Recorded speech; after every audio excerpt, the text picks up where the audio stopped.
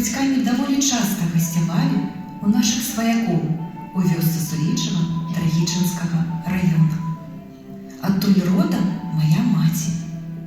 У хаце маёй цёткі Рабінчук Алены Фёдоровны над ложкам вісеў прыгожы маляваны дыван. Раніцай я не спяшалася ўставаць і магла доўгімі хвілінамі разглядаць кветкі на гэтым дыване. Кветкі былі яркія, прыгожыя, іх было многа. Дыван так і свяціўся ў промнях ранішняга сонца. А калі хуціка перабегчы праз дарогу у суседнюю хату у Гляніцы Агаф'і Пятроўны, роднай сястры маёй бабулі, то можна было палюбавацца на дзве карцінкі з пышнымі букетамі бэзу і чырвоных руж. Бабуля Агаф'я тады мне казала: «Што ты там дивишся? Гэта конорові картины». Я добра запам'ятала незвычайную назву малюнка. Добрый день, поважаныя сябры. Прайшоў час, і вось я ўжо не маленькая дзяўчынка Таня, а кіраўнік узорнай мастацкай студыі. І гэты кветкавы дыван, які быў куплены ў пасляваенныя гады на мясцовым кірмашы, стаў галоўным героем нашай з вучнямі даследчай работы, якую мы назвалі «Непаўторны свет каноравых карцінак». А хто такі канор і за што яго любяць і памятаючы хары вёсак Драгічынскага раёна, вам раскажуць мае навучэнцы. Міканор Лявонцевіч Зосік, а па-мясцоваму проста Канор, нарадзіўся 8 сакавіка 1904 года у вёсцы Гурка Драгічынскага раёна Брэсцкай вобласці. Амаль усё жыццё мастак-самавук правёў у роднай вёсцы. Пазнаў і радасць, і гора. Жыў у згодзе з жонкай у простай сялянскай хаце. Дзяцей у іх не было, але былі каноравыя карцінкі, якія дарылі людзям радасць. Як жа просты сялянскі хлапчук навучыўся маляваць? І хто першы заўважыў яго талент? З успамінаў Сергея Володимировича расказвалі, што маляваць Міканор пачаў яшчэ ў дзяцінстве. Аднойчы хлопчыка прыкмеціў мясцовы памешчык караль Талочка. Яму спадабаўся таленавіты юнак, які маляваў капліцу Ажэшкаў. А яшчэ пан Талочка дазваляў Міканору бываць у сваім заказельскім маёнтку. Там упершыню юны мастак пабачыў сапраўдныя жывапісныя творы, якія упрыгожвалі панскія пакоі. Хлопчык з цікавасцю назіраў за працай мастакоў-наймітаў, пераймаў іх дзівоснае рамяство. Гэта потым і стала сэнсам усяго яго жыцця. У лістападзе 2025 года група навучэнцаў нашай студыі адправілася ў падарожжа па тых мясцінах, дзе нарадзіўся і жыў Міканор Зосік. Нам хацелася сваімі вачыма пабачыць яго творы, магчыма, пагаварыць з людзьмі, якія яго ведалі. Сваё падарожжа мы пачалі ў Валавельскай сярэдняй школе. Тут працуе настаўнікам Даўгун Тамара Николаевна.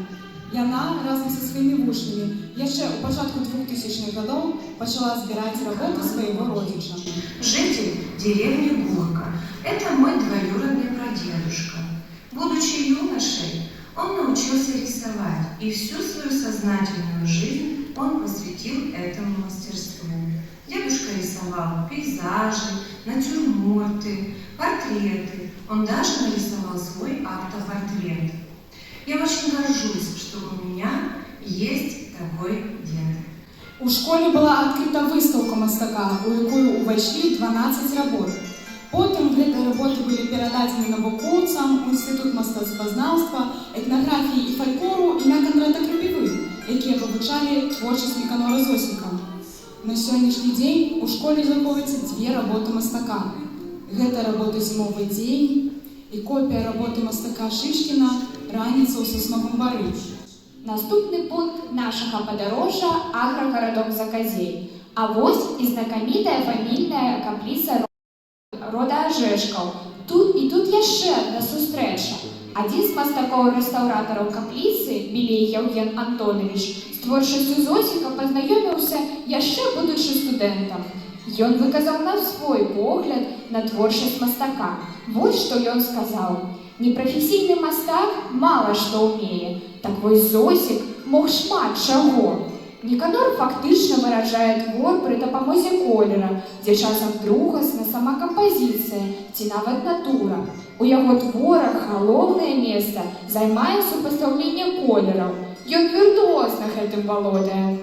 У аграгарадку Валавей знаходзіцца помнік архітэктуры 18 стагоддзя – Свята-Георгіўская царква. Калісьці на фасадзе храма была размешчана ікона, якую напісаў Міканор Зосік. Былы панамар Гайчук Павел Миколаевич, родзіч Зосіка, успамінаў, што ікону Георгія Пабеданосца мастак намаляваў на аснове, зробленай з 2 бляшаных лістоў.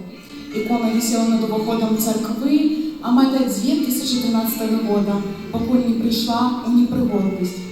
Пазней, у час рэстаўрацыі, была заменена на новую. Закончылася наша падарожжа ў Брашевічскім сельскім доме культуры. Метадыст Саховіч Тацяна Мікалаевна паказала 2 работы Міканора Зосіка, якія належаць мясцовым жыхарам. Першая карціна «Макі» намалявана на прысціне. Другая зроблена са знакамітай карціны Васняцова «Тры волаты», але ў кампазіцыю дабаўлены элементы мясцовых краявідаў, возера з лебедзямі і лілеямі, векавыя дубы. Яна намалявана на грубай мешкавіне. Гэта былі сапраўдныя знаходкі, вельмі ценныя для нас. Цікавасць гарадскіх школьнікаў да творчасці простага чалавека нашла водгук у сэрцах мясцовых жыхароў. І нам пачалі прысылаць фотаздымкі каморавых карцінак, якія сёння вісяць у вясковых хатах. Слана сваякамі Сташэўскай Тацяны Анатоліўны, мамы нашых вучняў.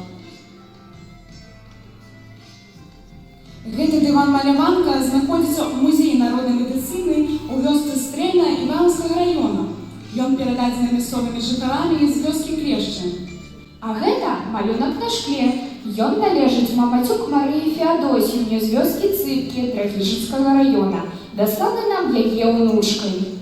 2 работы мастака упрыгожваюць пакоі аграсядзібы княжая гара у Кобрынскім раёне.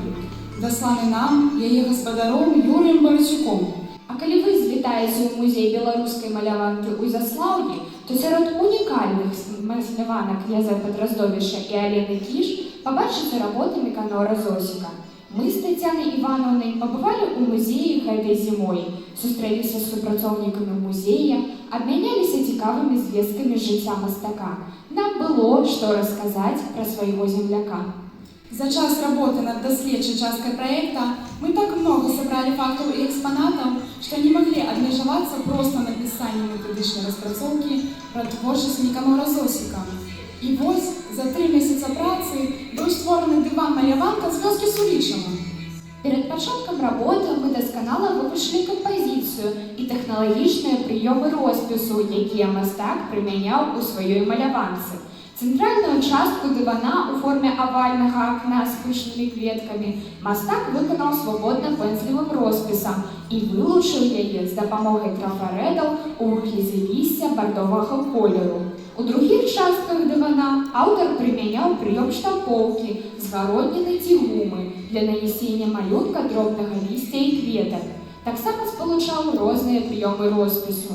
Наш дыван мае памер 110 на 145 сантиметраў, амаль такі, як дыван Міканора Зосіка. На гэтым творчая праца не скончылася. Мы вырашылі выканаць калекцыю паланцінаў з матывамі Міканоравых карцінак і тым самым паказаць, што самабытная творчасць мае працяг у сучасным мастацтве.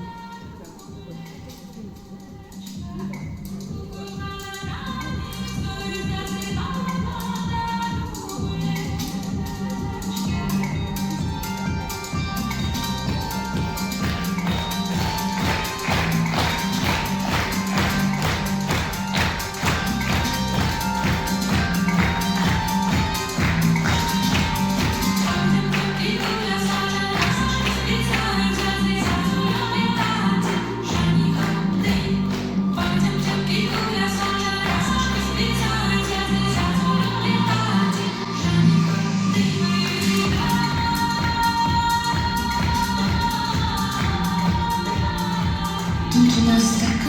зорі, тут так жито грає, що не можу розказати, бо слів таких немає. Тут все хвайне, миле, любе, скажу без сорому, рідний край та рідну мову не отдам нікому. Як пригожа сказав білоруський письменник Леонід Качанка про Ніканора Зосіка. Таленавіты мастак, беларускі пірасманік, стварыў неповторны свет, маляваў сваім роем. І зорка яго толькі ўзышла. Для Беларусі імя мастака адкрыццё. Ми упевнені, що у кожному куточку нашої країни жили таленавітыя майстры. І коли їх імена ще не широко відомі, то треба спішатися їх відкрити. Мы нащадки традицій і віримо, що радзіма починається для батькової хати. Дякуємо вам за увагу.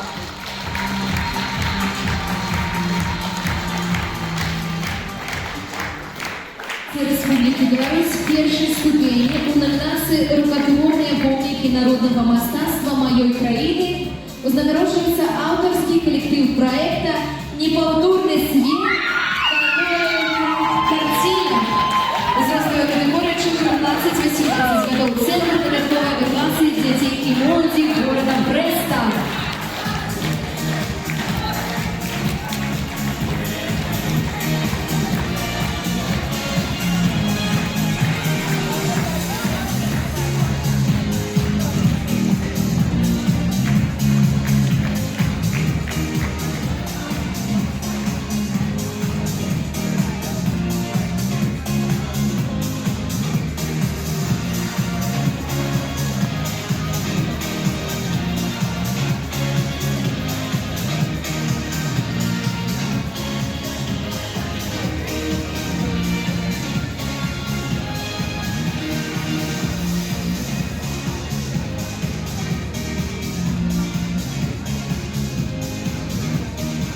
Аплодисменты.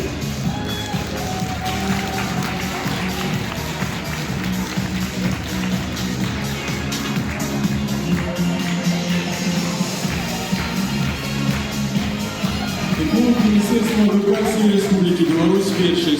Надія Васильєва просить занять ваше гонорове место у зале. Великий дякую вам, перевод.